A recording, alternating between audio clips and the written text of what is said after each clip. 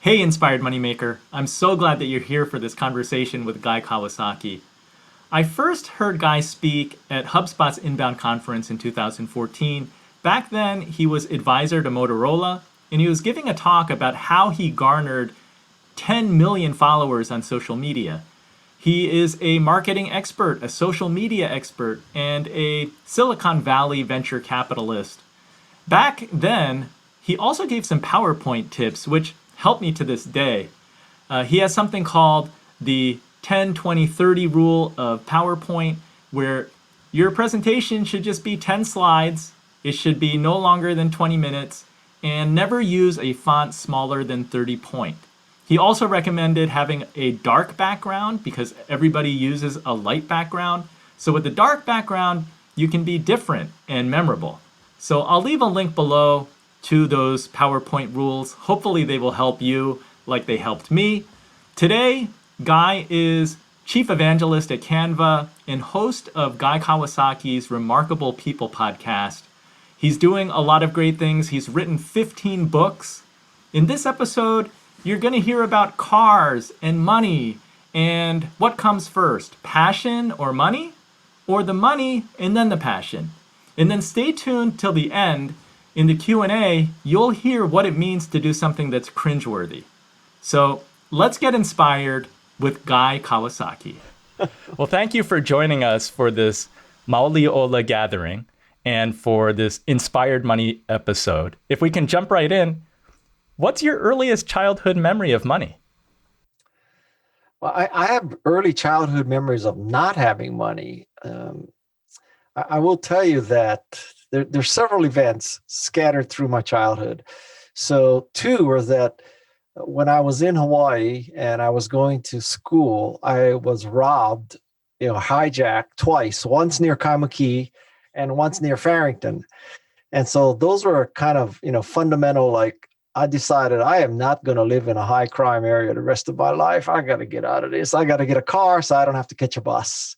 And then also in high school, somebody gave me a ride, some family friend, or I don't really know the connection now, in a 911, a Porsche 911. And that was like life changing. And so, some people say that, oh, ever since a kid, I wanted to change the world. Well, the honest statement for me is ever since I was a kid, I wanted to change the car, which is quite different. You've been big into cars. That started even when you were a kid?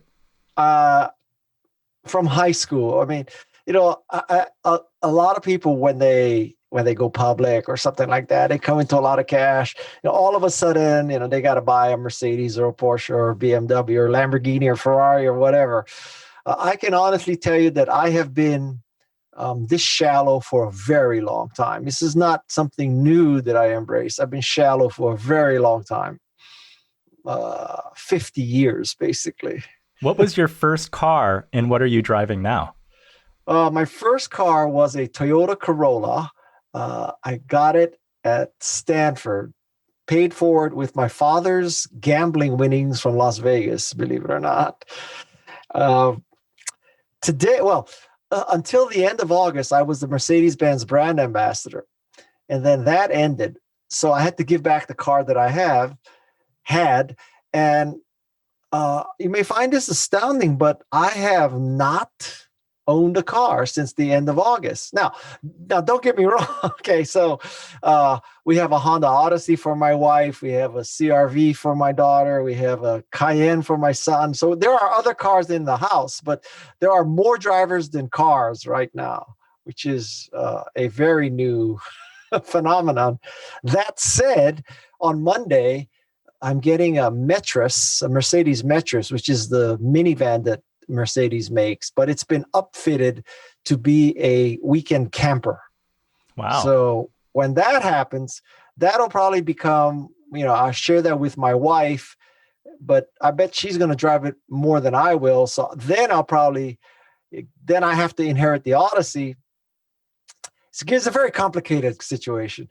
And then in a few months, my youngest son will be getting his permit. So rapidly, he's going to get the Odyssey. And then I'm going to buy something German. Sounds like a plan. So take us back to Kalihi.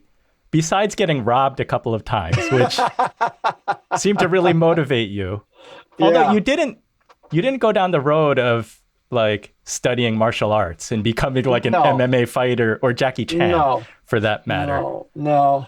What was it like growing up in Kalihi besides the robbery part?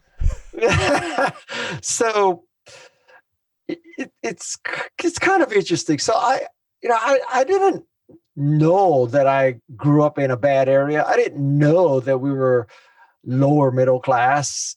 I didn't think we were poor. Uh, I mean, we definitely were aware that Wailai Kahala and Kahala Mall and Diamond Head, that's where the rich people live. But it wasn't like I didn't have clothes, I didn't have food, and I was homeless and all that. So I was happy. I mean, other than getting robbed, I was happy. And it took that, my parents sacrificed. They sent me to Iolani.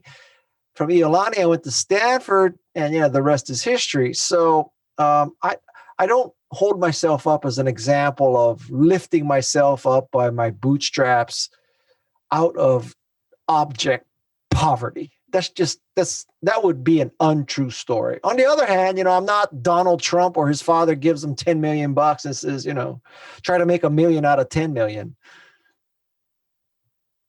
I read you say that it's kind of difficult to explain what an entrepreneur does to one's children. I know that you have 4 kids. Yeah. At what point in your life did you decide that you wanted to be an entrepreneur? I think that happened in college. Maybe even before college. So I was at Iolani, and this is 1972. And you read about the beginnings of Silicon Valley and Hewlett and Packard and Intel and National Semiconductor. Apple had not yet started. But, I think one of the things that why I encourage people to, if they can, leave Hawaii and go live someplace else is because it broadens your horizon. And so I think that if you were born and raised, went to school and, started your work in Hawaii, you have a limited perspective of the world. That, you think it's all about retail and tourism and agriculture and not so much about high tech and, other things. So when I came to the mainland for Stanford, man, it was like, I knew I was in the right place for me. I did, it was a mind altering experience. Was it all excitement? Like, what is it like for a local boy to come to the mainland for college? And because some people get homesick, they miss home. Yeah. For you, it sounds Not like me. you didn't have that at all.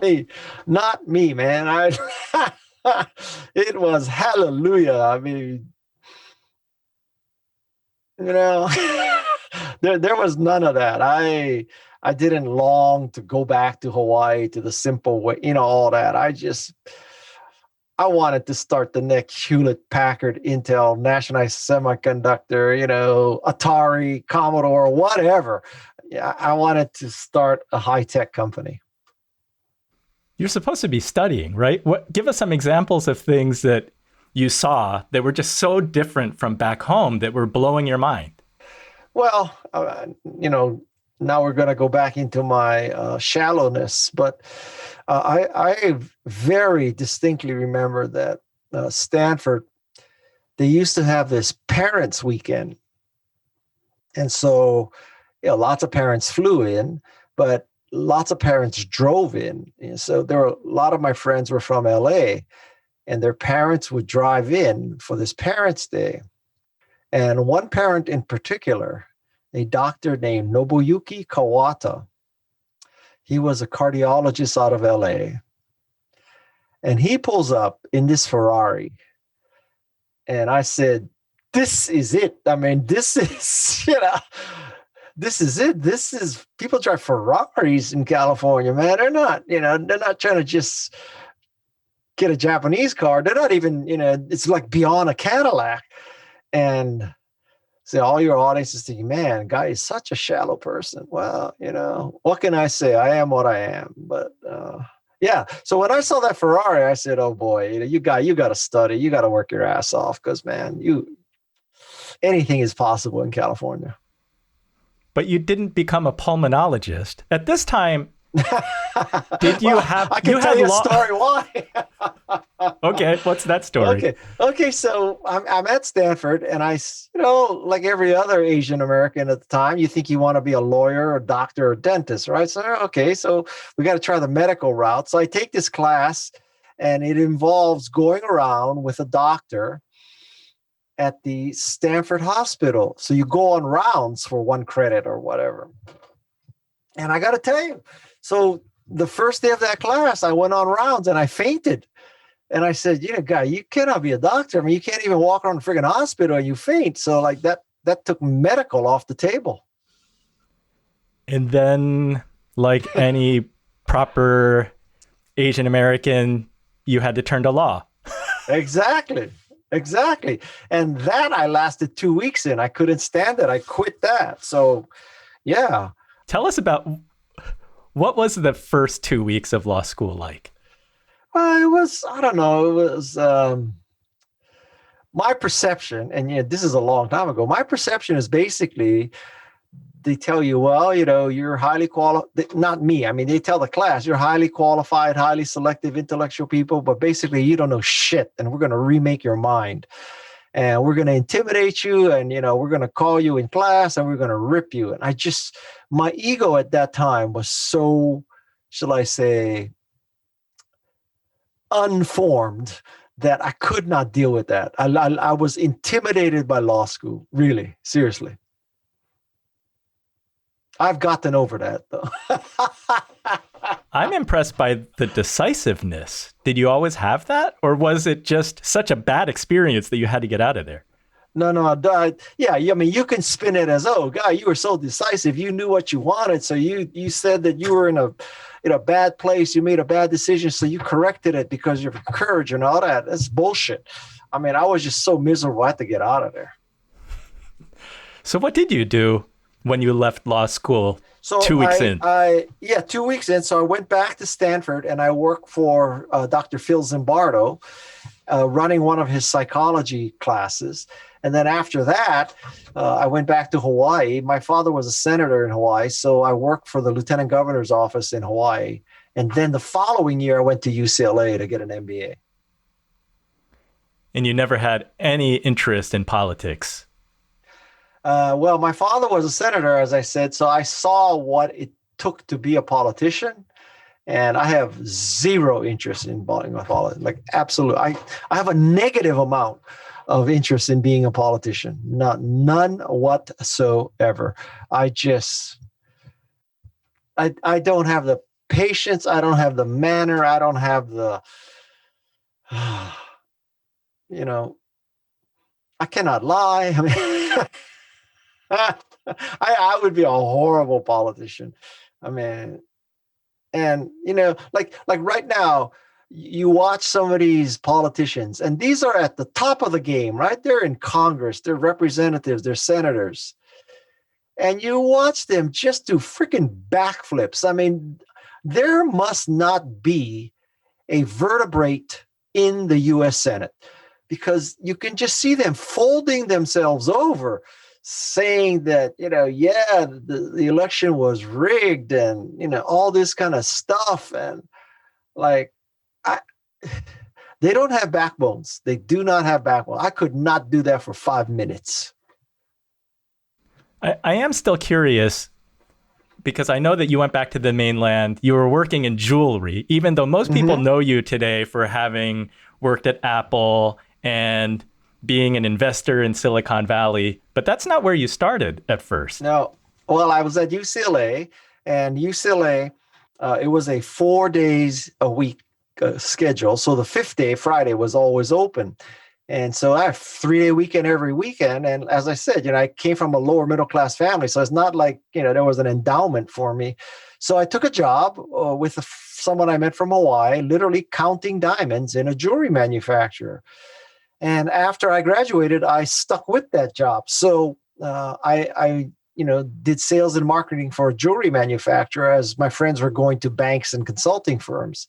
Having said that, I tell you, that was a great experience because uh, in the jewelry business, we were a manufacturer. So we made jewelry that we sold to retailers. We didn't sell to the public. And it is a very challenging business. It's a non-trivial hand-to-hand combat business. And so I learned to sell. And that has been a useful skill for the rest of my life. Did you get into sales because you saw that the salespeople were driving the nicest cars? No. I mean, I think I just naturally gravitated towards that. I had a psych degree. Um, yeah, that was just in my DNA, I think. It wasn't so rational as well. Well, first of all, I had no talent as setting diamonds or, polishing rings or anything like that. So I didn't have any physical talents. I didn't. There was an IT, infrastructure there. We had mini computers, but that wasn't it. So sales and marketing. That's me, baby. So in this time of the pandemic, which none of us have gone through in our lifetimes, I think so many people are really forced to reinvent themselves, forced to do new things. And in your world of investing and entrepreneurship, sometimes people, like you don't take the leap until you're forced to do that. What are some of the lessons that we can sort of draw from or share with everybody? Lessons that you learned from working in technology, working for a great company like Apple? Well, I mean, we could go on and on. So I'll tell you specifically. So I have this podcast called Remarkable People, and I interview remarkable people. Christy Yamaguchi, Roy Yamaguchi, Margaret Atwood, Ariana Huffington, Martha Stewart, Jane Goodall, Andrew Yang. Okay, so these are very remarkable people that I have on my podcast. And I will tell you, one of the most common threads in all of them was that as they were beginning their careers, they had to fake it until they made it. It was all about just say yes to everything, even if you don't know what the hell you're getting into. Just say yes and figure it out and fake it till you make it. And that would be my number one recommendation to people. Fake it till you make it. And one of the things I learned is that when you get to know others, most people are faking it. There are very few people who really know what the hell they're doing. Did you have to do that when you first started at Apple? Because you were a psychology major, you had been doing sales in jewelry. Well, my job was to convince people to write Macintosh software. So it was kind of a technical sell, right? I had to talk about computer programming and all that, none of which I understood. So yeah, I was faking it too. I'm telling you, that's if anybody tells you that they did not have to fake it to make it, they're lying. Guy, what's it like faking it until you make it in front of Steve Jobs? Not everybody has had to do Now, that. that's particularly high stress because he was so smart. He had such an all-encompassing knowledge of really technology that it was very hard to bullshit Steve Jobs. I don't know anybody who got away with it actually. So, and bullshitting Steve Jobs is a career-limiting move. So now there has only been one Steve Jobs. Maybe Elon Musk is like that too. But frankly, most bosses you can bullshit them, but not Steve Jobs. I get the sense that you're a straight shooter, you're honest, you're willing to stand your ground. How much of that was because of Steve Jobs, and how much of that was just the way that you've been? I think mostly it's because of, well, the way that I was raised and what I am. It's also because I'm 66 years old now, and I am not trying to make more friends. I am not trying to get a new job. I'm not trying to advance my career. In short, I just don't give a shit. And so when you're 66 and you don't give a shit, it's life is easy. You just, uh, you can just tell it like it is. And so that's where I am right now. That's my mindset. I turn people down. I accept things. I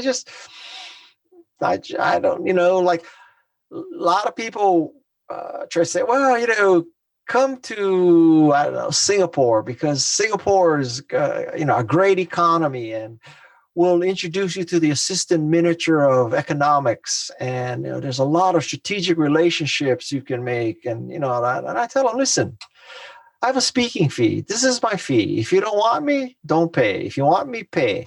But don't tell me it's about strategic stuff, because at 66, honestly, I'm in reaping mode. I'm not in sowing mode. Okay. So it's pay to play. I hear Maseratis in Singapore are like Toyotas driving around everywhere Oh, is else. that right? Yeah. That's what I'm told. What a waste, though. You can't even go fast in Singapore. But So, yeah. Guy, are you an eternal optimist?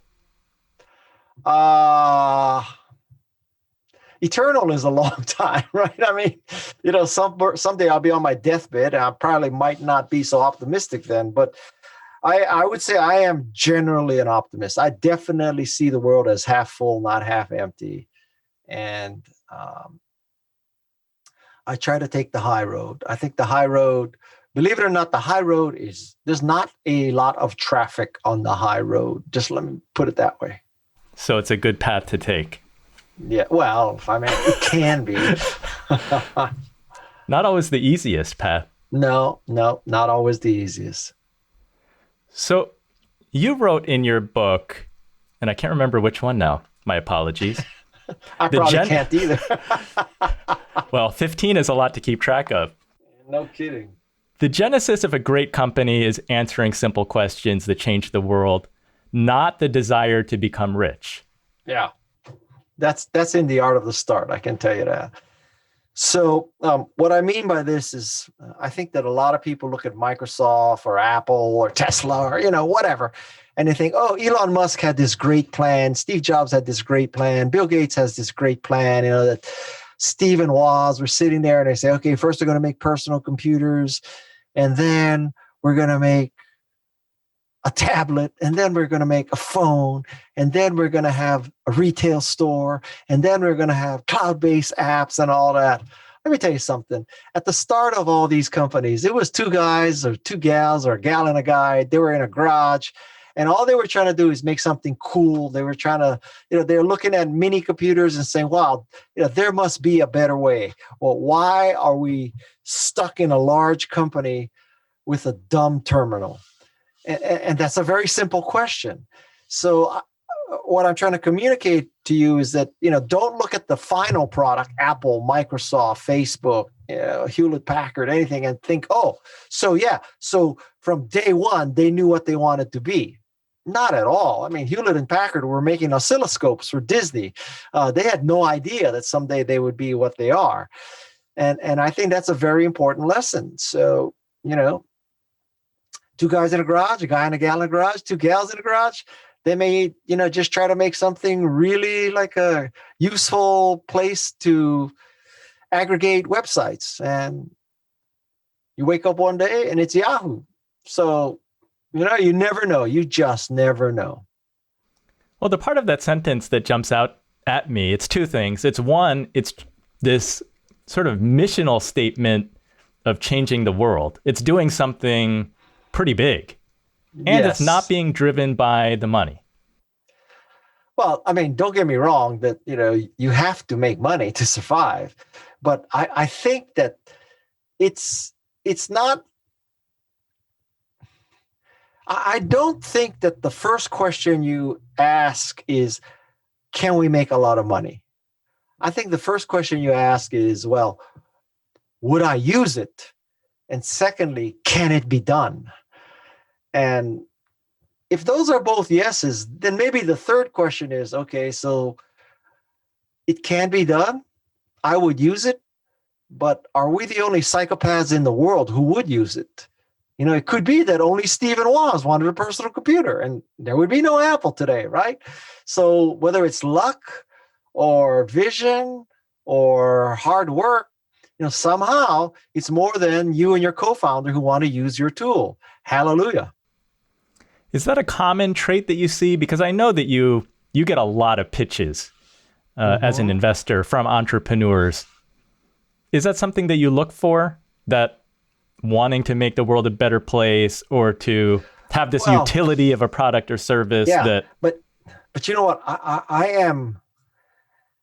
I am not saying that the first test is wanting to make the world a better place. I think the first test is, I want to use this. I want to use an Apple One, right? I want to use Canva. This is what I want to use. That's the first question. It's not, will millions of people use this? That comes way down the line. You've you've invested in a lot of companies. Mm-hmm. What makes a successful entrepreneur? If only, if only I could just rip off the magic formula, right? And anybody who tells you they can is someone you should not trust, because either that person is stupid or lying. It's very hard. I mean, if I were to isolate maybe the single most important factor, it's a factor that you may not be able to do anything about, which is luck, like being in the right place at the right time. Now, even if you're in the right place at the right time and you have something that's a piece of crap or you don't work hard, you still won't succeed. But I mean, you can work very hard and be in the wrong place at the wrong time and not succeed too. So, it's, now, I don't want people to come away from this, oh, well, Guy basically said you cannot control your fate. It's just pure dumb luck. I'm not saying that. But it's not as simple as, well, I really believe and I really worked hard, and so it came true. There are a lot of factors that have to come into play. And that's why, there aren't so many unicorns, right? I mean, how many Fortune 500 companies are there? Well, 500. So, it's not that easy to be a Fortune 500 company. When you look back at your path, how much do you think is like in your control versus fate or God? Because just to let the audience know, I know that you had a teacher in middle school. Your 6th grade teacher encouraged your parents to send you to Iolani. You went from Iolani to Stanford. At Stanford, you met a friend who, that was the connection that got you the first job at Apple. Apple, yeah. Man, you stalking me or what? Yeah. Yeah, a little bit. So, yeah. So all of that is true. So, that's the luck side of the equation, or being in the right place at the right time, et cetera, right? But you could still be in the right place at the right time and not work your ass off and succeed. So, there's an ancient Chinese saying that you have to stand by the side of a river a long time before the roast duck will fly into your mouth. So, you can't just stand by the side of the river. So you got to just keep pressing forward. It's a combination. Yeah, it's a combination. And funny, the people who work hard seem to be lucky. Is that correlation or causation? So I wonder if you have tips for our viewers and listener today. Because, Art of the Start, you give so many practical tips. It was more practical than I expected. I mean, it's like you're telling me how to put a PowerPoint presentation together. You're telling me if I'm fundraising and the fundraiser tells me something, you're decoding that. You're like, well, this is what they really mean. Yeah. For somebody in this time, if they need to reinvent themselves, they need to create income for themselves with the technology that's available to all of us, or to many of us. Like, what's your suggestion for somebody getting started? Because I think we live in a world where you can start a small side hustle just and test it and see what happens. And there's nothing wrong with that. I wish there was a magic formula, right? But listen, I can't tell you. Well, what you should do is read the McKinsey report about future trends and go into that. I mean, it ain't that simple. So on the one hand, it's to be sort of quote unquote marketing driven, to look at the markets, the trends, the technologies, all that kind of stuff. On the other hand, there's the, follow your passion, follow your vision, and the money will come. Those two things are often in complete and utter disagreement. So which one do you do? And I interviewed for Remarkable People the founder of Specialized Bicycles. Well, guess what? He loved bikes. And so he pursued his passion. That's one path. On the other hand,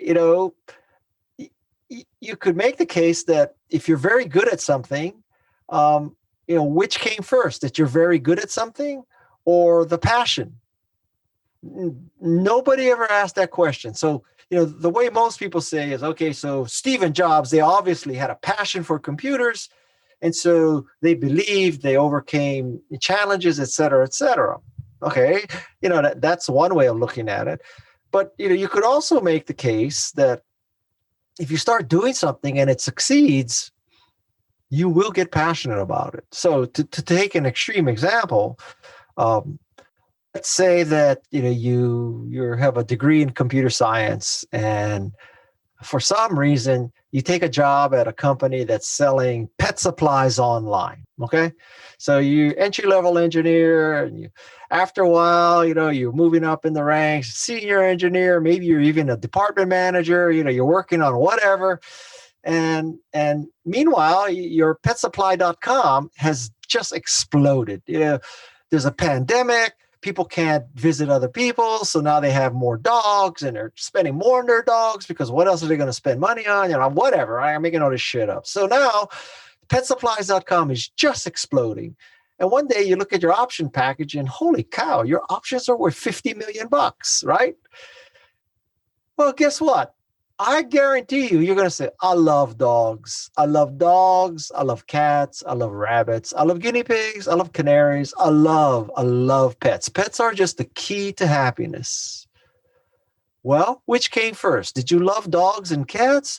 Or did you work for petsupplies.com and it succeeded, so you developed a love of dogs and cats? Either can happen. Let me tell you something. Either can happen. How about for you? Apple, I know that you've been involved in different software companies, Canva, even being a brand ambassador for Mercedes. Yeah. Have you loved it? Have you loved everything? Everything would be a too strong a word. I have been involved in things that I was trying to use my intellectual ability to surmise that there must be people who will love this. I never succeeded with that chain of thought. Macintosh, when I saw Macintosh the first time, it was a religious experience. Canva, Canva was obvious that, oh my God, this is so much a better way to create graphics than Photoshop. So that was obvious. But so I started my career with Macintosh, and I'm ending my career with Canva. So, hallelujah, I'm going to declare victory, right? I'm like, two great companies that I've been affiliated with. But I will tell you, Apple was 1983, Canva was 2014. So between 83 and 87, when I left Apple, I left Apple twice, so 97. So let's say from 97 to 2014, so 17 years, I made a lot of mistakes. So I don't want you to think that I was always at bat hitting doubles, triples, and home runs, man. That's just not true. I popped up and struck out many times. How does that failure, inevitable failure, fit into being an entrepreneur, being an investor, and in life in general? Oh, well, say that again. I'm sorry. Yeah, how does failure fit into this whole picture? I mean, Well, I mean, this is a deep subject. So, there's a body of thought that says it's okay to fail fast, pivot, all that kind of stuff. I think that is much too callous an attitude. It's not okay to fail. You ruin people's lives. You waste time. You waste money. It's not okay to fail. Having said that, statistically, you will fail. So the question is, what happens when you fail? And I think that the good case of failure is that you learn something. So you learn how you failed, why you failed, and you don't make that mistake again. So to summarize, I'm not telling you that failure is okay. It's not okay. But if you are going to fail, you should get something out of it, which is learning. So you could make the case that the opposite of success is not failure. The opposite of success is learning. you're always learning, huh? I try. I mean, So I have one question before we go to Q&A. From Kalihi to Silicon Valley, how has your definition in view of money, how has that changed? not much. I think that, I'm not saying that money can buy happiness, but poverty can't buy happiness either. I think money can buy you experiences, and it can buy you freedom, and it can buy you time, because you can pay people to do stuff you don't want to do.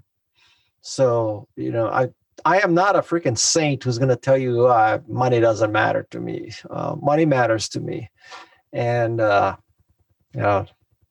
am what I am. That's what I am. And I don't know if Stacy's going to pop in with the questions. If not, I do have one more thing for you, because I know that you say that you're an introvert, but your daughter, Nohemi, talks about how you talk to people while surfing, Yeah. and will even invite them to your house. What's that all about? Like I said, I'm 66 years old. I don't give a shit anymore. I like to help people. I default to yes. I believe in the rising tide floats all boats. But there are some people who love to go pre-pandemic, right? There are people who love to go to networking events, love to go to parties. They always have to be the center of attention. Not me. So, don't confuse if I meet someone surfing who I really like, and, we share this thing called surfing, I suppose an introvert would not even have a conversation out in the water. So, maybe I'm not an introvert, but I'm not the extrovert that, is making going to the Monday night networking event in the Santa Cruz tech community, right? Yeah, you want it to happen more naturally. Yeah, or one-on-one. I am not. People may find it surprising, but I don't need the attention to be happy. I am perfectly happy to be just out there surfing. And this even goes to cars, so some people, when you buy an expensive car or a nice car, you want to be seen in it, right? I don't care. I just like having it. I could just keep it in a garage, and, only my family knows I have that car. I do not need to be seen in it. In fact, it's kind of a negative to be seen in it. It's for you. It's not for others. It's for me. Yeah, it really is. It's not because I think that's going to improve my self-image. Some people love painting. Some people love cars. I love cars. I love surfboards too. So that's what I am. In The Art of the Start, you talk about the importance of invoking reciprocation. Is making connections, like, how important is that? Depends on what part of your career. I mean, not when you're 66 years old, it doesn't matter anymore. I mean, although I still make a lot of connections, but when you're younger, yeah, it's crucial, because, that nerd you're talking to may be the next Steve Wozniak. Yeah, you never know. Aloha, guys. This is Stacy. Kalamai. I am not really video ready, but we did have a question from our Q&A, starting with your 5 rules. What they've asked if you could explain what do something cringeworthy. Oh, do something cringeworthy means that version 1 of your product or service, you probably look back and say, oh my God, how did I ever ship that? Why did I ever ship that? I'm embarrassed by the Macintosh 128K had 128K of memory, no software thanks to me, 400K floppy drive, 9-inch display, monochrome, slow network, piece of crap. But so sometimes I look back and I said, like, how the hell, like, makes me cringe to think that was the first version of Macintosh. But even at that point, it was so much better than the IBM PC or the Apple II. But I do cringe. My first book is called The Macintosh Way. When I look at it, I think it's very crude. It makes me cringe to think that people might read that and make a judgment about my writing ability. That's awesome. And speaking of things that could be possibly cringeworthy, like you mentioned with Apple and with the work with Steve Jobs, have you had a chance to share your life and the fake it till you make it in person with the kids of Hawaii, with Iolani and Farrington, of where you've come from? Have I? Well, I never went to Farrington. I live close to Farrington, but I never went to Farrington. I do things for Iolani all the time. Like, I even taught an online course for Iolani. Scary thought.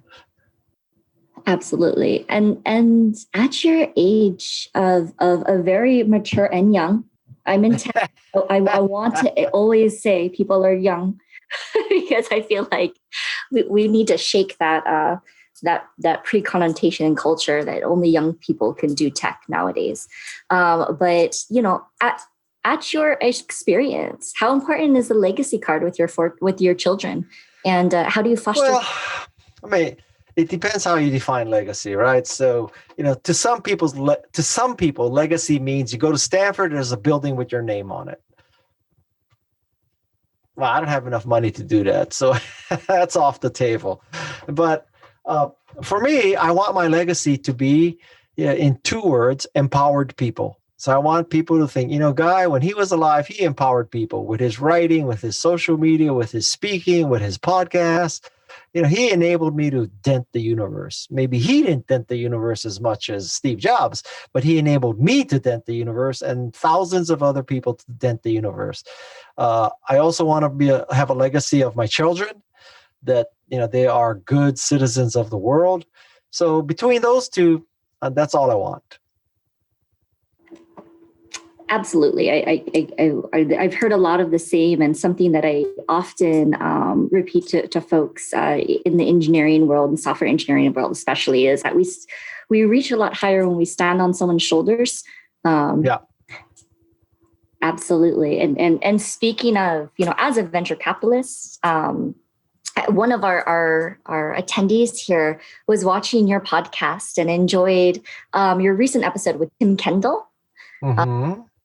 So have you ever said yes to someone that you may have said no to multiple times before? I don't quite understand that question. What do you mean by said yes? Is that for fundraising, Stacy? Like somebody that he turned down many times? Or many times people come to you with ideas and they might be ruminating the idea with you. I don't know. For me, usually, this is kind of the Malcolm Gladwell theory of blink. Like, usually, most people, well, if you're articulate, in about 3 sentences, you can explain what you do. And I can make a judgment from that. Now, I'm not saying I'm always right, but I would give people 3 sentences to explain what they do, and I can tell you from that if I'm interested or not. And believe me, I'm the guy who turned down, an opportunity to interview for the position of CEO of Yahoo. I left Apple twice. I turned down Steve for another job. So it it's not like my decision process is infallible, but I can decide after 3 sentences and 60 seconds. What are some of the items that go into that decision? Because I know a lot of the things we always. Well, I think most of it is, would I use it? And this is not to say that I am all omniscient and omnipotent about what consumers will use, but if I won't use it, I have a hard time wrapping my mind around, well, if you won't use a Guy, how the hell are you going to convince millions of other people to use it? Guy, in that quick decision making, is that how much is the head, how much is the heart, how much is in the gut? I think that's all inseparable. So, like the natural assumption would be, well, if he decides in 60 seconds, it must be all gut.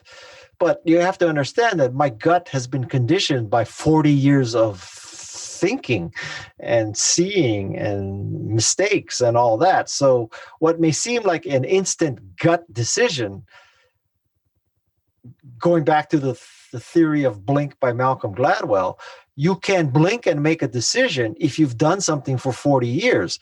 Does that mean that it only took you 60 seconds to make that decision, or did it take 40 years and 60 seconds?